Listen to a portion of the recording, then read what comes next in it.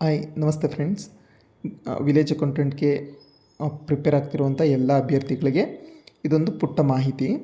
ಪಂಚಾಯತ್ ರಾಜ್ ಬಗ್ಗೆ ಒಂದು ಸಣ್ಣದಾಗಿ ಪುಟ್ಟ ನೋಟ್ಸ್ ಆಗಿ ಮಾಡ್ಕೊಳ್ಳೋದ್ರ ಬಗ್ಗೆ ನಾನು ಹೇಳ್ಕೊಡ್ತೀನಿ ನಿಮಗೆ. ಪಂಚಾಯತ್ ರಾಜ್ ಬಗ್ಗೆ ಒಂದು ಎಲ್ಲಿ ಬರುತ್ತೆ, ಯಾವ ಆರ್ಟಿಕಲ್ಲು ಏನು ತಿಳಿಸುತ್ತೆ, ಆ ವಿಧಿಗಳ ಭಾಗಗಳು ಅಂದರೆ ಎ ಇಂದ ಎಲ್ವರೆಗೂ ಇದೆ, ಓವರೆಗೂ ಇದೆ. ಆ ವಿಧಿಗಳನ್ನ ಒಂದೊಂದಾಗಿ ಪುಟ್ಟದಾಗಿ ಶಾರ್ಟ್ ನೋಟ್ಸ್ ಆಗಿ ಮಾಡ್ಕೊಳ್ಬೇಕು. ಮತ್ತು ಅದನ್ನು ಸ್ವಲ್ಪ ಡೆಪ್ತಾಗಿ ಹೇಳ್ತಾ ಹೋಗ್ತೀನಿ, ತಿಳ್ಕೊಳ್ಳಿ. ಪಂಚಾಯತ್ ರಾಜ್ ಎಂಬುದು ಸಂವಿಧಾನದ 9ನೇ ಭಾಗದಲ್ಲಿ ತಿಳಿಸುತ್ತೆ. 9ನೇ ಭಾಗದಲ್ಲಿದೆ. ಪಂಚಾಯತ್ ರಾಜ್ ಎಂಬುದು ಸಂವಿಧಾನದ 9ನೇ ಭಾಗದಲ್ಲಿದೆ. ವಿಧಿಗಳು ಬಂದು 243 ಎ ಇಂದ ಹಿಡಿದು 243 ಓವರೆಗೆ ತಿಳಿಸುತ್ತೆ ಪಂಚಾಯತ್ ರಾಜ್ ಬಗ್ಗೆ. 243ನೇ ವಿಧಿ ಏನಂದರೆ ಪದಗಳ ಅರ್ಥ, ಪಂಚಾಯತ್ ರಾಜ್ನ ಪರಿಭಾಷಾ ಅಂದರೆ ಜಿಲ್ಲೆ ಅಂತಂದರೆ ರಾಜ್ಯಗಳ ಜಿಲ್ಲೆಗಳು. ಉದಾಹರಣೆಗೆ ನಿಮ್ಮ ಜಿಲ್ಲೆಗಳು ಆಗಿರ್ಬೋದು. ಗ್ರಾಮ ಸಭೆ ಅಂದರೆ ಗ್ರಾಮದ ಪಂಚಾಯಿತಿಯ ಮತದಾರರ ಗುಂಪು. ಗ್ರಾಮ ಸಭೆ ಅಂತಂದರೆ ಗ್ರಾಮದ ಪಂಚಾಯಿತಿಯ ಮತದಾರರ ಒಂದು ಗುಂಪು. ಮತ್ತು ಮಧ್ಯಂತರ ಮಟ್ಟ ಅಂದರೆ ನಿಮ್ಮ ಊರುಗಳಲ್ಲಿ ತಾಲೂಕು ಪಂಚಾಯಿತಿ ಅಂತ ಒಂದಿರುತ್ತೆ. ಅದು ಕೆಲವೊಂದರಲ್ಲಿ ಇರುತ್ತೆ, ಕೆಲವೊಂದರಲ್ಲಿ ಇರೋದಿಲ್ಲ. ಮಧ್ಯಂತರ ಮಟ್ಟ ಅಂತ ಇನ್ನೊಂದು ಹೆಸರು ಅದಕ್ಕೆ. ಮಧ್ಯಂತರ ಮಟ್ಟ ಅಂತ ಅನ್ಬೋದು, ಅಥವಾ ತಾಲೂಕು ಪಂಚಾಯಿತಿ ಅಂತ ಕೂಡ ಅನ್ಬೋದು.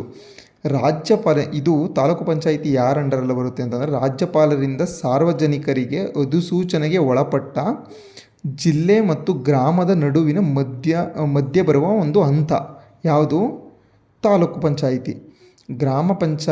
ಇದು ರಾಜ್ಯಪಾಲರಿಂದ ಸಾರ್ವಜನಿಕರಿಗೆ ಅಧಿಸೂಚನೆಗೆ ಒಳಪಟ್ಟ ಜಿಲ್ಲೆ ಮತ್ತು ಗ್ರಾಮಗಳ ನಡುವಿನ ಮಧ್ಯೆ ಬರುವ ಒಂದು ಹಂತ. ಇದು ಇಷ್ಟು ತಿಳಿಸುತ್ತೆ. ಯಾವುದು? 243ನೇ ವಿಧಿ ಇಷ್ಟು ತಿಳಿಸ್ಕೊಡುತ್ತೆ. ಇದು ಬರೀ ಒಂದು ಪೀಠಿಕೆ ಅಷ್ಟೇ.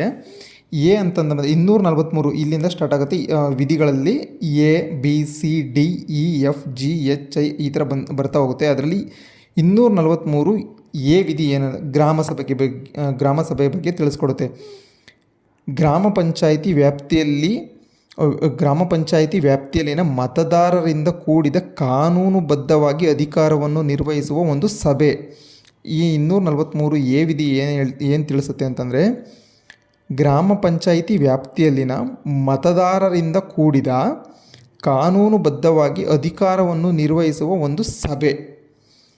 ಓಕೆ, ಇದು ಗ್ರಾಮ ಪಂಚಾಯಿತಿ ವ್ಯಾಪ್ತಿಯಲ್ಲಿ ಬರೋ ಮತದಾರರಿಂದ ಕೂಡಿದ ಕಾನೂನುಬದ್ಧವಾಗಿ ಅಧಿಕಾರವನ್ನು ನಿರ್ವಹಿಸುವ ಒಂದು ಸಭೆ ಆಗಿರುತ್ತೆ, ಗ್ರಾಮ ಸಭೆ. ಅದನ್ನು ಯಾವುದು ತಿಳಿಸ್ಕೊಡುತ್ತೆ, ಯಾವ ಆರ್ಟಿಕಲ್ ತಿಳಿಸ್ಕೊಡುತ್ತೆ ಅಂತಂದರೆ 243 ಎ ಆರ್ಟಿಕಲು ಇದನ್ನ ಬಗ್ಗೆ ತಿಳಿಸ್ಕೊಡುತ್ತೆ. ಇಂಪಾರ್ಟೆಂಟ್ ನೋಟ್ ಏನು ಅಂತಂದರೆ 20 ಲಕ್ಷಕ್ಕಿಂತ ಕಡಿಮೆ ಜನಸಂಖ್ಯೆ ಇರುವ ರಾಜ್ಯಗಳಲ್ಲಿ ತಾಲೂಕು ಪಂಚಾಯಿತಿ ರಚಿಸದೇನೂ ಕೂಡ ಇರಬಹುದು. ಇದು ಒಂದು ಇಂಪಾರ್ಟೆಂಟ್ ನೋಟ್.